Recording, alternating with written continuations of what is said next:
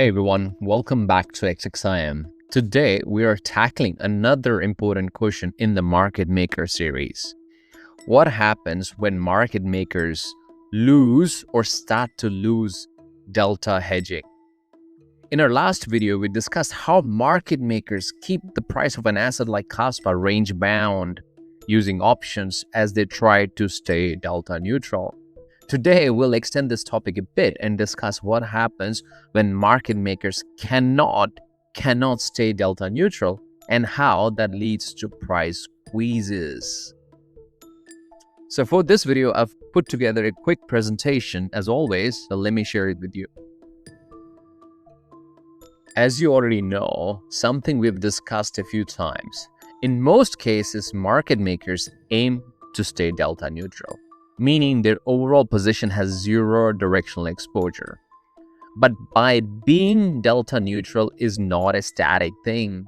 Market makers have to constantly stay hedged, and hedging mechanism depends on their overall exposure. So let's answer this big question then. What happens? What happens when market makers lose delta neutrality? Well, that's exactly where all hell breaks loose. When they lose neutrality, delta becomes either positive or negative. Now they're suddenly exposed to big directional moves, the one thing they try to avoid becoming a reality. Let's look at two possible scenarios here. These illustrates the types of moves we can expect when that happens. Left one is when the price of Kaspa spiked from 4 cents to 15 cents in November 2023.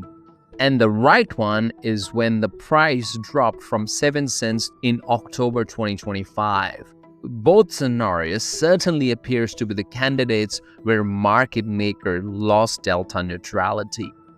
And yes, a short squeeze can also result from a market maker not being able to effectively delta hedge in crypto. To fix this neutrality, they hedge aggressively. Now remember this word, aggressively, by buying or selling the underlying asset. Those hedging trades can push the price hard, creating squeezes or accelerated drops. Those aggressive buying or selling the underlying asset. Those hedging trades can push the price hard, creating squeezes on the downside or on the upside, as seen from these two scenarios. You might ask, why would a market maker lose delta neutrality? Very good question. The simple answer is they don't lose it. It's forced by the market moves and by the Greeks, especially Gamma. Remember, Greeks? This screenshot is from Deribit, biggest crypto options platform, and this screenshot is for a Bitcoin options chain, and it shows delta, it shows premium, it shows strike price and IV, just to show you how an option chain would look on one of the biggest crypto options platform. Even on traditional markets, options chain would look very similar to this. So coming back to our big question, why would market maker lose delta neutrality? Again, if you remember, Gamma measures how fast delta changes when the underlying price moves. When market makers are short Gamma, remember short Gamma? Meaning they were the sellers of the option. They either sold calls or they sold puts.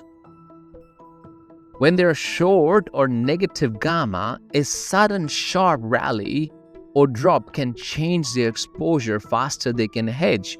This leads to fallout of neutrality and they end up chasing the move with bigger hedges, which leads to these major swings. Let me repeat it again.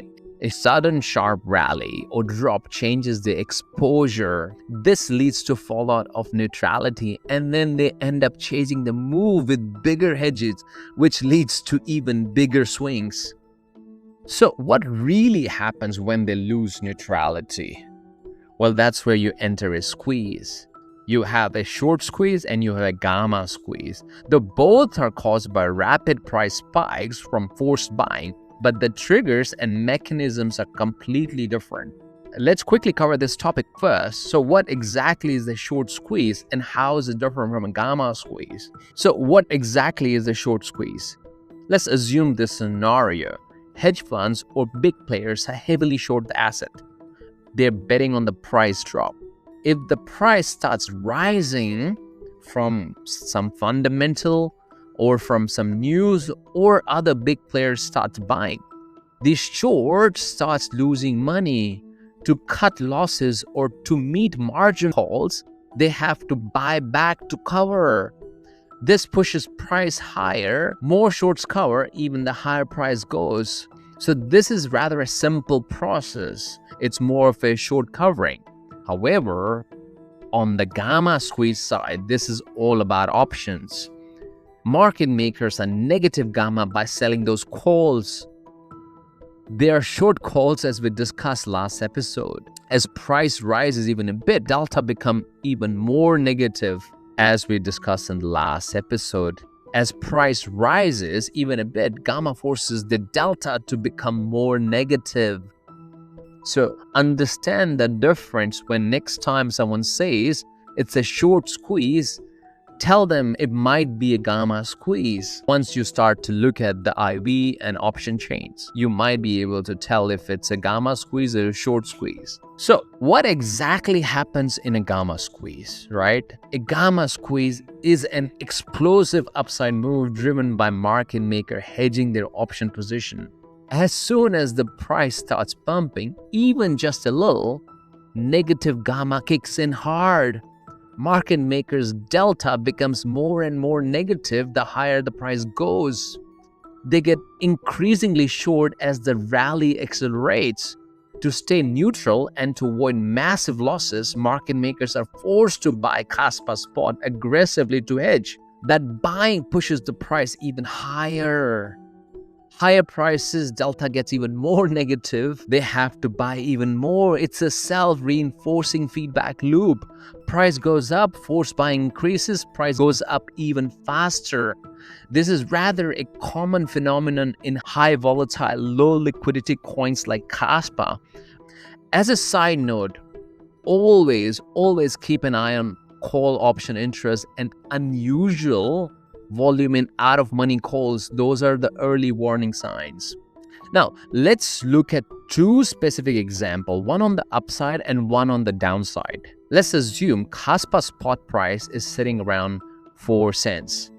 We are looking at 30 days option with high volatility of 135% for a 30 days option contract with an IV of 135%. Let's consider this scenario. There might be a rumor going around that Binance is going to list Kaspa. It may or may not be true, but retail starts buying a ton of out-of-money call option with a strike of 0.045. Market makers sell these calls. Now, by selling these calls, they end up with a large short call positions, right? Let's assume their exposure is over 10 million Kaspa. So we look at the Greeks for this position, right? So they are short delta, which is negative 0.4747, and they are short gamma also, which is negative 26.06. So this is their starting position. Now let's look at what happens as price starts to move in upward direction. Watch as the squeeze unfolds step by step. Step 1, Kaspa rises from 0.041 to 0.0425, which is just a 3.7% pump. Calls are still out of money, but the new delta and gamma changes due to the underlying change. Now the new delta becomes negative 0.5132, which is even more negative, and the new short gamma is now negative 25.17. Market makers are now more synthetically short, so they end up buying Kaspa spot to hedge, roughly between 500,000 to 1 million Kaspa. This additional buying adds fuel to the fire. As people and institutions see these green candles and the news, more people jump in and the momentum starts to build. These market makers hedging now pushes the price to 0.044, which is now up 7.5 or 7.3% from the start. Calls are now near at the money. Net new short delta after this increase is negative 0.55, and the net new short gamma is negative 24.14. And again, you see delta is even more negative, which means market makers have to buy even more spot, roughly around 750 to 1.5 million Kaspa. You see what's happening here? Eventually, price of Kaspa hits 0.046, which is up around 12% overall from the start. Calls are now slightly in the money. Strike price was 0.045. Now market makers have to buy even large amount of Kaspa at this stage, snowballing the rally even higher. Now, hypothetically speaking, with a $1 billion market cap of Kaspa and a daily trading volume of 40 million, these escalating spot buys could easily spike Kaspa price by up to 80% in a thin liquidity window. Now, gamma squeezes happens on the downside too, though they are less common. The mechanisms are the same, just flipped, generally referred to as negative gamma squeeze or reverse gamma squeezes. Typically, upside gamma squeezes go viral because they create parabolic rallies. So, hopefully you understand how these squeezes happen, and hopefully you understand the difference between a short squeeze and a gamma squeeze. Just keep an eye out on the open interest across Bybit or Deribit or CoinCall. This is typically the first indicator for a squeeze.